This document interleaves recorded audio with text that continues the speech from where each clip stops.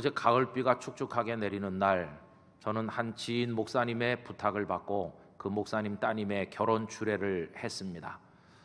여느 신부와 마찬가지로 그 얼굴은 고왔고 빛이 나는 예쁜 신부였습니다. 그리고 신랑은 현역 장교인 늠름한 젊은이였습니다. 결혼식이기에 서약이 없을 수는 없겠지요. 저는 그들에게 손을 들고 하나님 앞에서 믿음과 사랑의 서약을 하도록 시켰습니다. 여기 결혼하신 분들 다 그런 서약을 하셨을 것입니다. 누구나 그 서약을 하는 시간에는 다 진심을 담아서 할 것입니다. 조금 더 변함없이 끝까지 사랑하며 살겠노라, 그렇게 말하지 않겠습니까?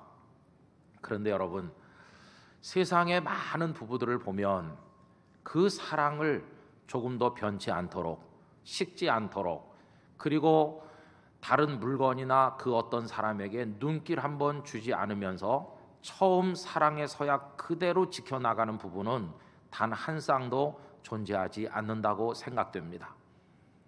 그럭저럭 어울려 살아가긴 하지만은 사랑은 이제 식어 일상의 습관이 되었고 설렘도 다 사라진 채로 그럭저럭 얽혀서 살아가는 부부일 뿐, 처음에 그 마음과 그 모습 그대로 지키는 부부가 여러분 세상에 누가 있겠습니까? 그러면 그 남자와 그 여자가 특별히 나쁜 사람이기 때문에 그런 것입니까? 그건 아닙니다. 다 서약을 할 때는 순수했고 그 마음이 진실이었습니다. 그런데 왜 시간의 흐름과 함께 달라진 것입니까?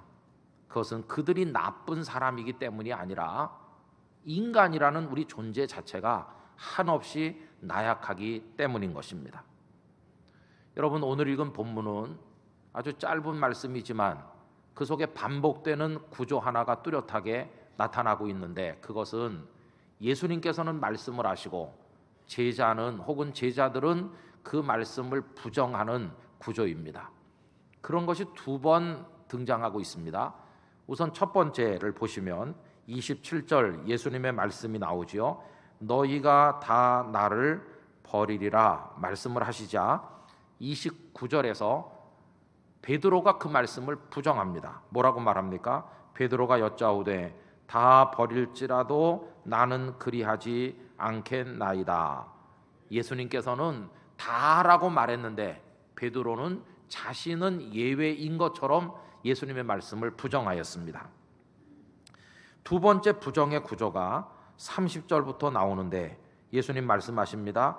내가 진실로 네게 이르노니 오늘 이 밤 닭이 두 번 울기 전에 네가 세 번 나를 부인하리라 하셨습니다.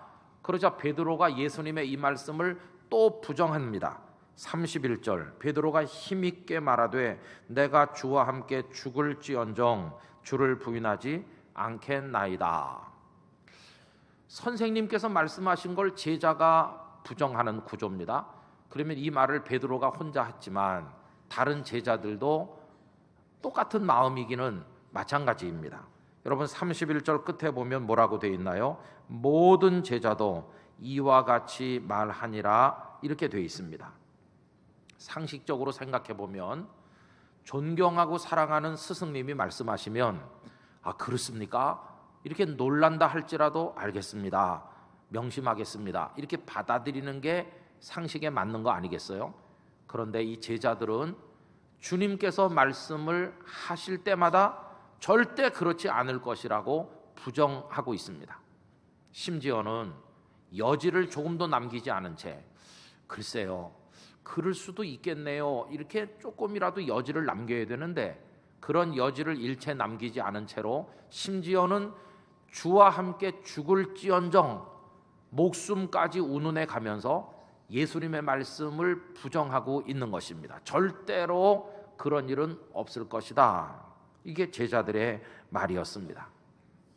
그럼 보십시오.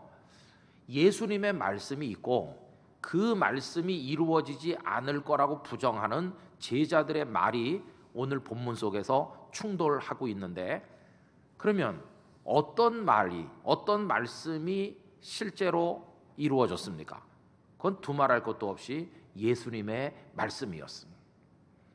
예수님의 말씀은 그대로 이루어졌지만 제자들의 말들은 허공을 울리는 소음에 불과하였습니다. 우리 한번 확인을 해보겠습니다. 예수님의 처음 말씀, 너희가 다 나를 버리리라. 어떻게 성취되었나요? 곧 식사가 끝나고 감람산 겟세마네 동산으로 제자들과 함께 가셨는데 유다가 검과 몽치를 둔 군인들을 데리고 왔고 배신의 키스를 하고 예수님이 그들에게 붙들려 가실 때 제자들 어떻게 했나요? 그 상황을 마가복음 14장 50절은 조금의 군더더기도 없이 명백하고도 분명하게 기록하고 있습니다. 제자들이 다 예수를 버리고 도망하니라. 예수님께서는 너희가 다 나를 버릴 것이라고 하셨고 제자들은 다 버리고 도망갔습니다. 그 중에 한 명 정도나 두 명이라도 남아있지 않았습니다. 주님의 말씀은 한 80%만 이루어진 게 아니라 100% 그대로 이루어진 것입니다. 또 이 말씀은 조금의 어떤 여지도 없습니다. 그 중에 몇 사람은 도망갈까 말까를 망설였다든지 남을까 말까 고민하다가 어쩔 수 없이 갔다든지 이런 거 일절 없이 다 도망갔다 이렇게 끝내고 있습니다. 예수님의 말씀이 100% 그대로 이루어졌다는 얘기입니다. 그리고 두 번째 이야기, 네가 나를 3번 부인할 거라. 이 베드로에게 하신 말씀은 어떻게 이루어졌습니까? 우리 다 알고 있지만 한번 확인을 해보는 차원에서 마가복음 14장 66절 이하를 보겠는데요. 66절서 68절까지가 첫 번째 부인입니다. 베드로는 아랫뜰에 있더니 대제사장의 여종 하나가 와서 베드로가 불 쬐고 있는 것을 보고 주목하여 이르되 너도 나사렛 예수와 함께 있었도다 하거늘 베드로가 부인하여 이르되 나는 네가 말하는 것이 무엇인지 알지도 못하고 깨닫지도 못하겠노라 하며 앞뜰로 나갈새. 여기까지가 첫 번째 부인입니다. 두 번째 14장 69절부터 70절 중간까지입니다. 여종이 그를 보고 곁에 서 있는 자들에게 다시 이르되 이 사람은 그 도당이라 하되 또 부인하더라. 두 번째 부인입니다. 세 번째 14장 70절 중간부터 나오죠. 조금 후에 곁에 서 있는 사람들이 다시 베드로에게 말하되 너도 갈릴리 사람이니 참으로 그 도당이니라. 그러나 베드로가 저주하며 맹세하되 나는 너희가 말하는 이 사람을 알지 못하노라 하니 세 번째 부인입니다. 여러분 어떻습니까? 3번 부인할 거라는 예수님의 말씀이 정확하게 100% 이루어지는 대목입니다. 또 이 말씀은 민물인 닭까지 등장시켜가지고 예수님의 말씀이 얼마나 정확하게 이루어지는지를 우리들에게 확인시켜주고 있는데 오늘 이 밤에 닭이 2번 울기 전에 네가 3번 나를 부인하리라 이렇게 말씀하셨는데 그게 얼마나 정확히 이루어졌습니까? 마가복음 14장 72절 베드로의 세 번째 부인이 있자마자 그 다음에 뭐라고 되어 있느냐 하면 닭이 곧 2번째 울더라 이렇게 되어 있습니다.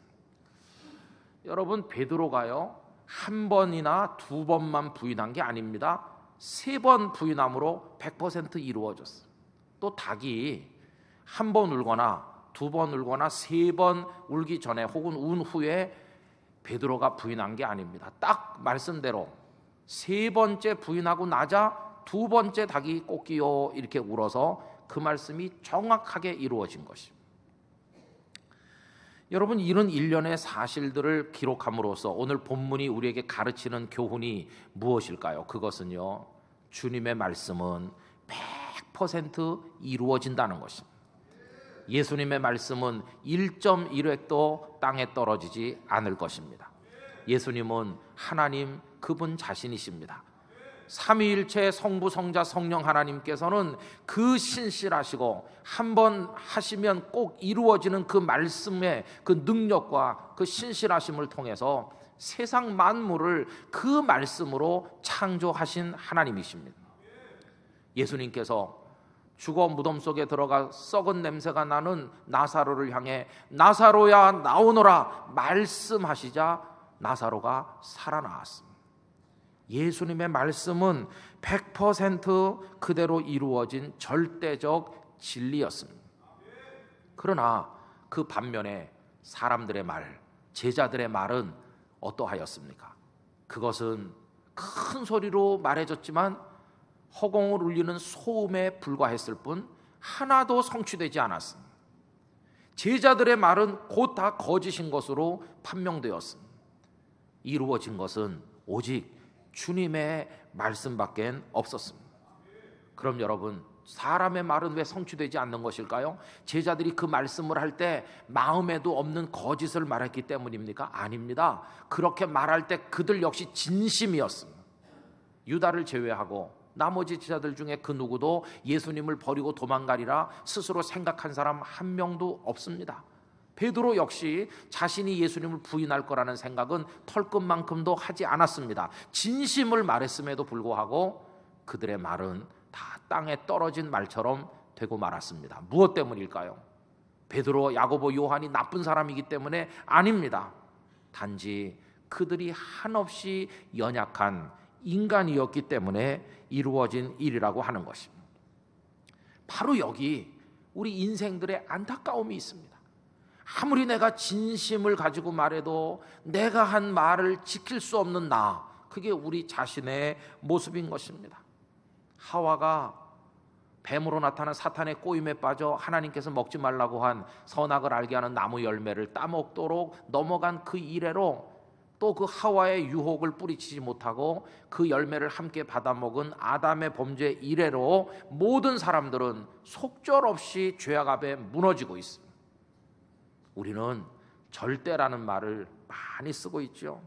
그러나 우리 입 밖으로 나온 절대라는 말들이 얼마나 휴지 조각으로 변하고 있는지, 나 절대 거짓말 안 해요, 그 말 자체가 거짓말이 되고, 저 절대 포기하지 않을 겁니다, 아침에 말했던 사람이 이미 저녁도 되기 전에 포기하고 있고, 우리 입으로 말하는 절대라고 하는 게 다 상대적인 것으로 변질되어 우리 눈앞에 쓰레기처럼 널려 있는 경우를 얼마나 많이 보고 있습니까? 그 절대를 말할수록 오히려 우리가 초라해지는 거 아닙니까? 절대를 많이 말하는 사람일수록 오히려 신빙성이 더 떨어지는 사람으로 여겨지는, 그게 오늘 우리의 모습인 것입니다. 그러기에 우리 중에 누구도 내 일이든 남의 일이든 우리 모두의 일이든 장담해도 좋을 사람은 아무도 없는 것입니다. 그게 우리의 고통입니다. 그러니 결혼의 서약이 깨지고 세례의 서약이 다 무너지고 목사, 장로, 권사, 집사로 서원했던 것이 다 흐려져서 잊어버리거나 구겨져 버리는 경우를 얼마나 많이 봅니까? 단 한 명의 예외도 없이. 그래서 로마서 3장 10절은 이것을 우리의 죄성으로 말씀합니다. 기록된 바 의인은 없나니 한 2명 있다, 그렇게 말씀한 게 아니라 하나도 없다고 말씀을 하고 있습니다. 이런 말씀드리면, 목사님 저는 안 그래요, 저는 그런 사람 아닙니다, 이렇게 말씀하고 싶은 분이 계실 거예요. 그러나 그렇게 생각을 하시면 또 한 사람의 베드로일 뿐, 그 이상도 그 이하도 아닌 것입니다. 진심으로 말했지만 예수님을 3번 부인한 베드로가 바로 우리 자신인 것입니다. 여러분, 저는 이 말씀을 생각하면서요, 씁쓸해한 웃음이 떠올랐습니다. 왜냐하면 왜 예수님은 닭이 2번 울고 베드로는 3번 부인한다고 했을까? 생각해 보세요. 닭이 아침에 우는 게 쉬운 겁니까? 아니면 제자가 스승을 모른다고 부정하는 게 쉬운 겁니까? 제자가 스승을 부인하는 건 평생에 한 번도 있어서는 안 될 그런 일입니다. 그런데 얼마나 이 베드로가 예수님을 부인하는 이 엄청난 죄를 빠른 속도로 저질렀는지, 새벽마다 울어제끼는 닭이 겨우 2번도 울기도 전에 베드로는 벌써 3번 부인했다니까요. 닭보다 빠른 사나이가 베드로인 것이에요. 무엇에 빠릅니까? 죄를 짓는 일에 닭보다 빠른 거예요. 죄를 향해 달려가고 죄 앞에 굴복하는 속도가 이렇게 빠른 우리 자신이구나, 이걸 깨닫게 되니 씁쓸해한 미소가 떠오르게 되었다는 것입니다. 여러분, 이런 우리에게 무슨 희망이 있겠어요? 그런 우리에게 무슨 희망이 있겠어요? 희망이 있다면 그 희망은 어디서 기인하는 것이겠어요? 여러분, 희망이 있다면요, 아무리 큰 소리로 절대 하면서 말해봤자 다 땅에 떨어지고 허공을 시끄럽게 만드는 소음에 불과한 그런 인간의 말이 가득 차 있는 세상 속이지만, 그래도 나직한 말씀, 조용한 말씀이지만 반드시 이루어지게 하시는 그 예수님을 기억하는 데 희망이 있는 것입니다. 그리고 그분이 하시는 그 말씀을 기억하고 그 말씀을 붙드는데 우리의 유일한 희망이 있는 것입니다. 베드로가 3번 예수님을 부인하고 나자 닭이 2번째 우는 그 순간 그는 예수님의 말씀이 떠올랐습니다. 그래서 마가복음 14장 72절 다 같이 한번 읽어보실까요? 닭이 곧 2번째 울더라. 이에 베드로가 예수께서 자기에게 하신 말씀 곧 닭이 2번 울기 전에 네가 3번 나를 부인하리라 하심이 기억되어 그 일을 생각하고 울었더라. 이렇게 되어 있습니다. 그 주님의 말씀이 생각나서 울었습니다. 후회의 눈물. 그리고 주님, 어떻게 하면 주님을 부인하지 않을 수 있겠습니까? 절 좀 도와주세요. 이렇게 매달렸어야 마땅한데 매달리기는커녕 저 주님과 함께 죽을지언정 절대 저는 그런 일 안 한다고 큰 소리 쳤던 자신에 대한 부끄러움의 눈물. 그리고 내가 부인했을 때 주님이 얼마나 마음 아팠을까? 자책의 눈물. 그러면서 나의 제자의 길, 그동안 그분 한 분을 바라보고 따라다녔던 나의 제자로서의 삶은 오늘로 물거품이 되는구나. 깊은 회한의 눈물을 그가 흘리게 된 것이었습니다. 여러분, 베드로의 눈물 얘기를 하면서요, 우리 중에 참 믿음이 있다면 울지 않을 사람이 누가 있을까요? 다 마음속에 눈물을 흘리는 게 마땅해요. 왜? 베드로가 우리 자신이니까요. 주님의 뜻이 아닌 걸 뻔히 알면서도 해온 일이 우리에게도 너무 많으니까. 저는 절대로 그렇지 않아요. 주님, 이렇게 교만하다 넘어진 일이 너무 많으니까.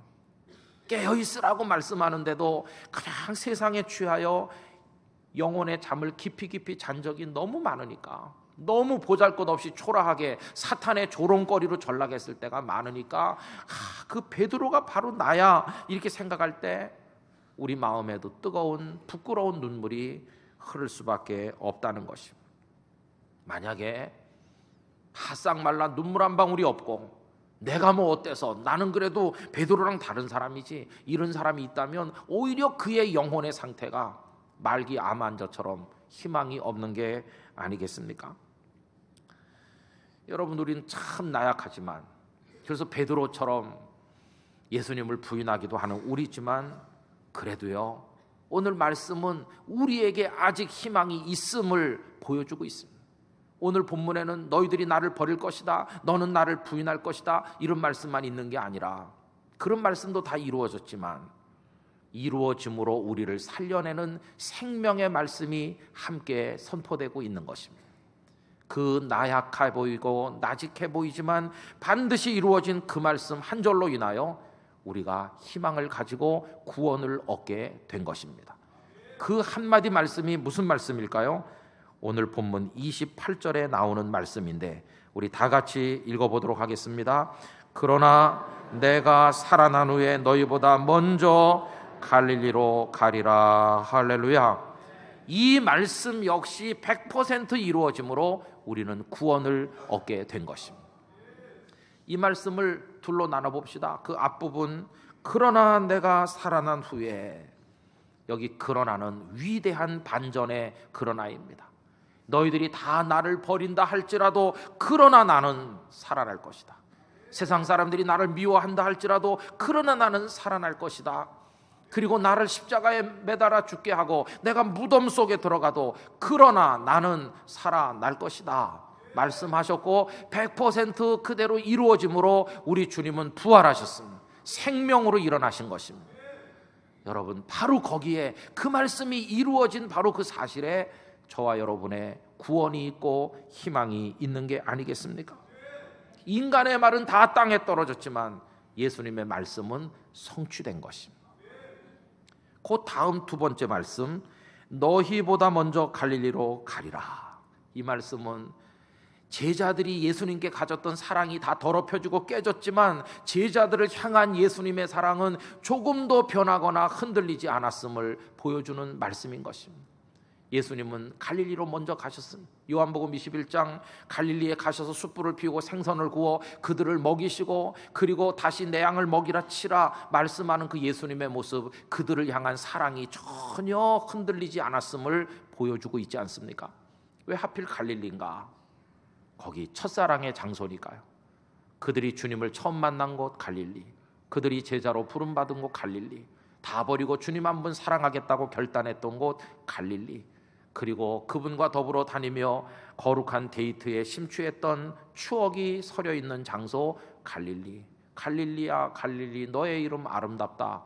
옛날에 이런 노래 많이 불렀는데 주님은 거기서 망가진 그들을 회복시키는 최적의 장소로 여기신 그 갈릴리에서 그들을 회복시키신 거 아니겠습니까? 여러분, 만약에 제자들의 말이 다 땅에 떨어지는데 예수님의 말도 땅에 떨어지고 제자들이 흔들리는데 예수님도 같이 흔들리신다면 우리에게 무슨 희망이 있겠습니까? 너희가 나를 버렸어? 나도 너를 버린다. 너희가 나를 모른다고 그래? 나도 너희를 몰라. 같이 흔들리시는 주님의 사랑이라면 무슨 희망과 무슨 구원이 우리에게 있겠습니까? 그러나 다 그 말이 거짓임이 드러나도, 다 땅에 떨어져도, 다 흔들려도 주님의 말씀은 신실하고 주님의 사랑은 변함이 없으고 그분은 요지부동의 존재로 우리 앞에 서 계시니 그 주님으로 인해 우리는 주님의 사람으로 구원받게 된 것입니다. 모든 것이 흔들리는 시대, 내가 내뱉은 내 말조차 내가 확인해 줄 수 없는 그런 시대에 우리가 살고 있지만 유일한 믿음의 대상이 되시는 분, 우리 구주 예수 그리스도이신 것입니다. 여러분, 세상 사람들의 사랑이 다시고도 주님의 사랑은 불변입니다. 세상 사람들의 말이 다 땅에 떨어져 휴지가 돼도 주님의 말씀은 신실하고 그대로 이루어지는 진리입니다. 진리는 소리의 크고 작음에 따라 결정되는 게 아닙니다. 확성기 되고 아무리 크게 떠들어도 지켜지지 않는 건 다 휴지 조각에 불과하고, 나직하게 말씀하셨지만 내가 살아나 갈릴리로 가리라, 그 말씀이 이루어짐으로써 그 말씀은 진리요, 그 말씀을 하시는 그분 자신이 진리임이 증명이 된 것이고, 그리하여 우리는 구원받는 하나님의 사람이 된 것입니다. 여러분, 흔들려 밑바닥도 흔들리고 벽체가 흔들리고 다 흔들려 지금 낭떠러지로 추락할 위기에 처한 사람이 살아남는 방법은 흔들리지 않는 걸 굳게 붙드는 것밖에 없는데, 모든 게 요동하는 이 시대 흔들리지 않는 유일하신 분, 우리 구주 예수님 뿐이십니다. 주님만으로 인해 저희에게 소망이 있습니다. 세상이 겨우 잿빛을 가지고도 검은색 앞에서 희다 자랑할 때 오직 주님만이 순백이십니다. 세상이 겨우 반시간도 못 되어 드러날 거짓을 가지고 진실이라 떠들 때 오직 주님만이 완전한 진실이십니다. 세상이 사랑이란 이름 아래 정욕과 이기심을 교묘히 감추고 참사랑이라 소리를 드높일 때 오직 주님만이 조용하지만 마음속에 스며들어오시는 유일한 참 사랑이십니다. 그러하기에 저희는 주님으로 인해 기뻐하며 주님 때문에 울며 웃습니다. 주님, 오늘도 고백합니다. 제겐 주님밖엔 없습니다. 여러분, 잠시 후에 우리가 부를 찬송 83장 후렴에 보면 이런 가사가 나와요. 주 예수, 주 예수, 주 예수밖에 누가 있으랴. 슬퍼 낙심될 때에 내 친구 되시는 구주 예수밖에 다시 없도다. 오늘 예배를 마치고 돌아가실 때 여러분의 마음에 예수님 한 분이 가득하기를 바랍니다.